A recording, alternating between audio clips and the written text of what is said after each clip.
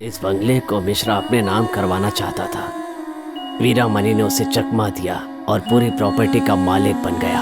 एक ही दिन में जुर्म के साथ ही एक दूसरे के जानी दुश्मन बन गए। 7 सालों से वो तांत्रिक पूजा करवाता रहा, इसलिए हम यहाँ कैद होकर रह गए और उससे अपना बदला नहीं ले पाए। तुम्हारे आने से उम्मीद की एक किरण नजर आई। हर 45 साल में एक खास मुहूर्त में जन्मे बच्चे को कुछ शक्तियाँ मिलती हैं और वो खुशकिस्मत तुम हो।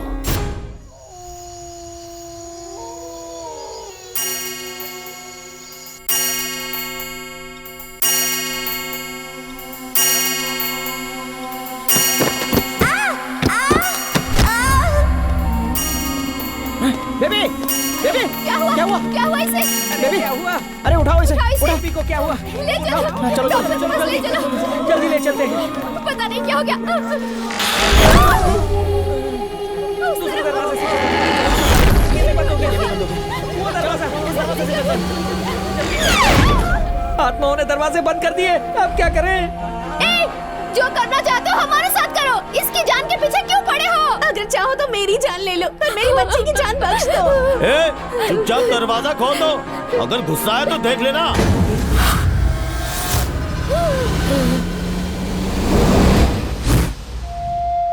चुप, चिल्लाने से क्या होगा? ए, दरवाजा खोल, बच्ची को हॉस्पिटल ले जाना है। हमें गुस्सा आ गया तो भारी पड़ेगा। तो क्या हुआ? ये एक मामूली सी चोट ही तो है। ले लो, बच्ची को अंदर ले जाओ।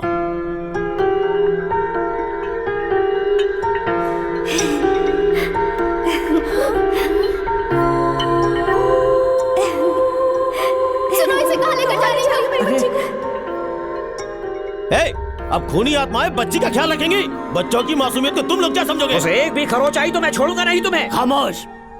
इतना गुस्सा होने की क्या जरूरत है? क्या वो सच में तुम्हारी बच्ची है?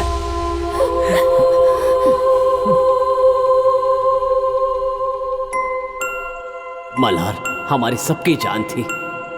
सभापति, सेतुपति, पशुपति, हम तीनों भाइयों में बहुत प्यार था।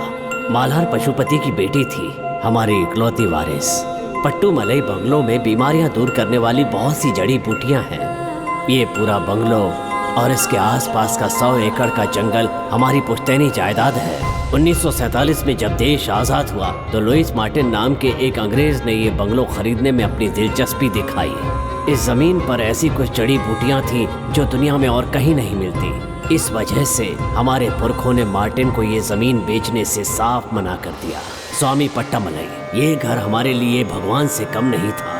हमारे बुजुर्गों ने हम सबको इन जड़ी बूटियों से दवाई बनाना सिखाया था।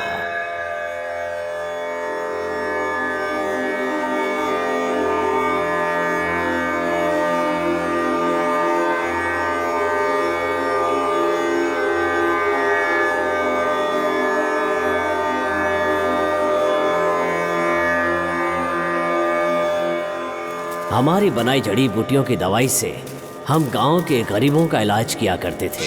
हमने कभी उनसे एक पैसा भी नहीं लिया। हमारा एकमात्र उद्देश्य था कि जो भी इंसान यहाँ पर आए वो ठीक होकर जाए। हमारी वजह से लोगों ने अस्पताल जाना बंद कर दिया और इसी वजह से वो हॉस्पिटल के भारी बिल देने से बच जाया करते थे। लेकिन उसी समय मिश्रा और उनकी बेटी डॉक्टर निर्मला ने फॉरेन कंपनीज के साथ हाथ मिलाया और बीमार कर देने वाले वायरस फैलाने का प्लान बनाया। हमें सिर्फ एक आदमी में वायरस डालना है। उसके बाद अगर उसने छींका या खांसा, वो वायरस दूसरों तक पहुंच जाएगी। इस वायरस का इलाज आज तक कोई साइंटिस्ट नहीं ढूंढ पाया। इस वायरस का इलाज हमें पता लग गया है। पट्टू मलाई बंगलों की इस जमीन पे एक खास तरह की जड़ी बूटी उगती है। इस बीमारी से हम अरबों रुपए कमा सकते हैं। इस बीमारी को हम फैलाएंगे कैसे? कहीं से तो शुरुआत करनी होगी ना। हमारा अपना हॉस्पिटल है जहां बहुत से पेशेंट्स एडमिटेड हैं। किसी एक मरीज में वो वायरस इंजेक्ट करेंगे।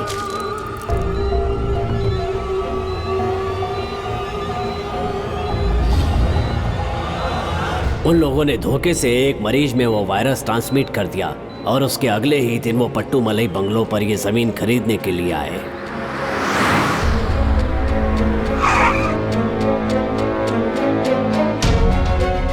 उन्होंने करोड़ों रुपए की पेशकश की। प्रॉफिट में शेयर देने की बात भी कही। हमें समाज की सेवा करनी थी, पैसों का लालच नहीं था, इसलिए हमने मना कर दिया।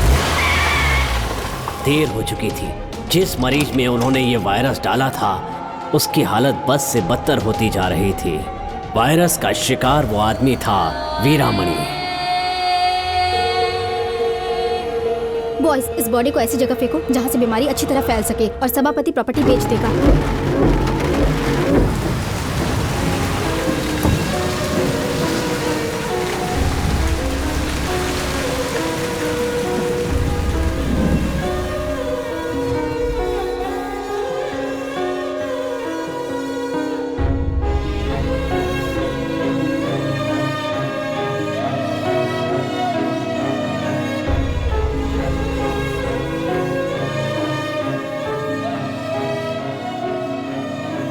पट्टू मलई की जड़ी बूटियों से कई दिनों तक इलाज कराने के बाद वीरामणि को वायरस के प्रभाव से पूरी तरह मुक्ति मिल गई।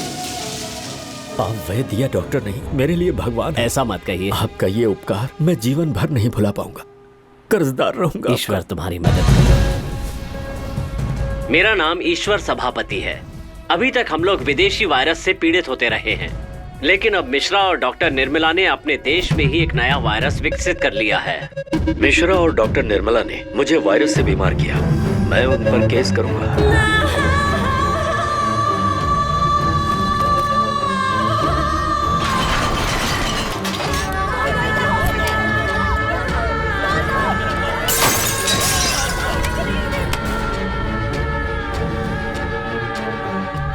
हमने कलेक्टर के पास जाकर दोनों के खिलाफ शिकायत दर्ज करवाई। तब उन्होंने हॉस्पिटल को सील करने का ऑर्डर पास कर दिया। दोनों को जेल हुई और बाद में बेल पर छूट गए। ये रहे 50 लाख रुपए, सभापति की फैमिली को मार दो।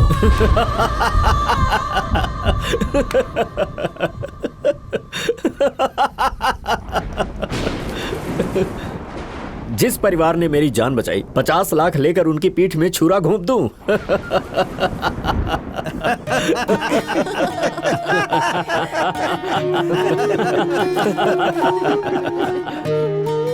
ये लो बेटा, जन्मदिन मुबारक हो। ओह, कितना प्यारा है।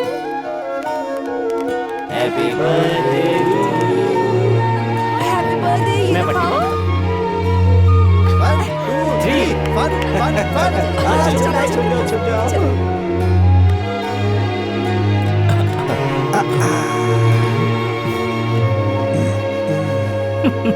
ढूंढ लिया। सबसे पहले मैं आउट हुआ। हाँ, सही कह रहे हो, तुम ही होगे सबसे पहले। क्या कर रहे हो? क्या कर रहे हो?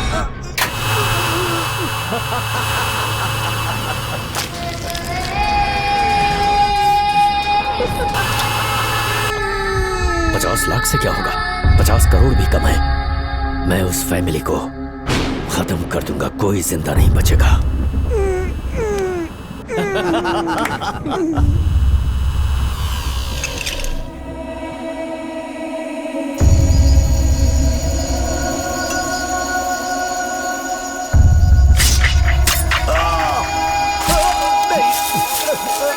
प्लीज मत मारो।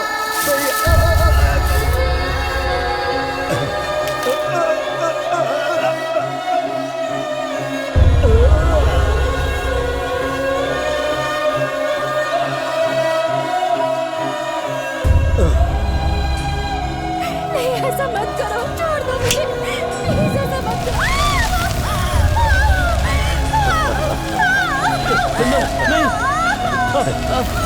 अरे रुक जाओ। अरे वीरामणि, अरे तुम इंसान हो या जानवर, हमने तुम्हारी जान बचाई। भगवान तुम्हें माफ नहीं करेगा, कभी माफ नहीं करेगा। अरे बाप रे, ऐसा मत करो।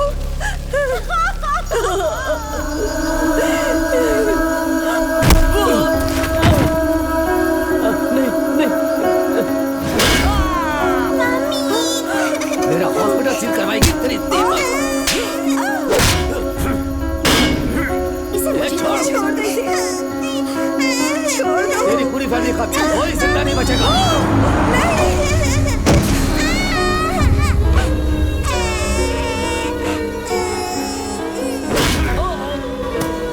जिंदगी बचाने का बहुत शौक है, बच कर दिखा। आप मेरे लिए भगवान समान हैं।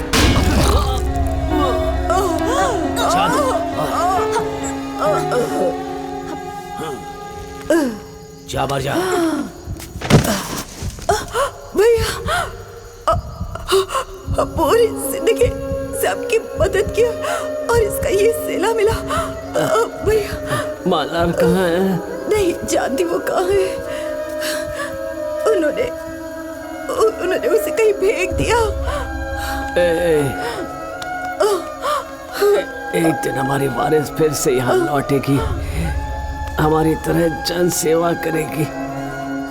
ये हमारा अंत नहीं है, हमारी शुरुआत।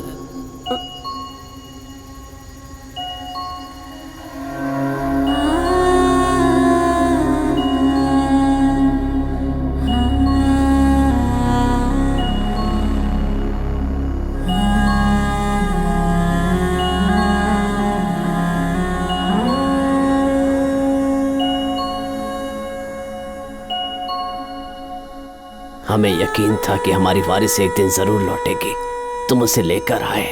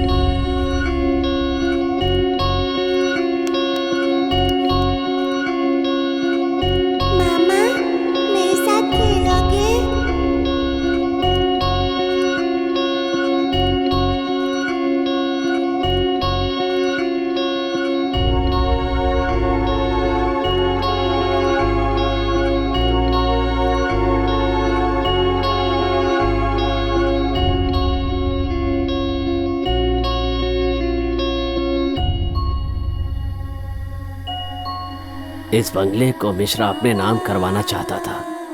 वीरामणि ने उसे चकमा दिया और पूरी प्रॉपर्टी का मालिक बन गया। एक ही दिन में जुर्म के साथ ही एक दूसरे के जानी दुश्मन बन गए। 7 सालों से वो तांत्रिक पूजा करवाता रहा, इसलिए हम यहाँ कैद होकर रह गए और उससे अपना बदला नहीं ले पाए। तुम्हारे आने से उम्मीद की एक किरण नजर आई। हर 45 साल में एक खास मुहूर्त में जन्मे बच्चे को कुछ शक्तियाँ मिलती हैं और वो खुशकिस्मत तुम हो। इसीलिए उस दिन हमने तुम्हारे शरीर में प्रवेश किया था।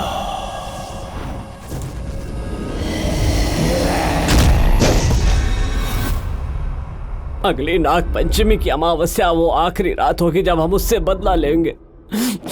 अगर ये मौका चूक गए तो अपनी सब शक्तियां खो देंगे। वैशी दरिंदे मिश्रा और वीरामणि न जाने कितने लोगों की जान के साथ खेलेंगे। ये सब कुछ जानने के बाद भी अगर तुम जाना चाहते हो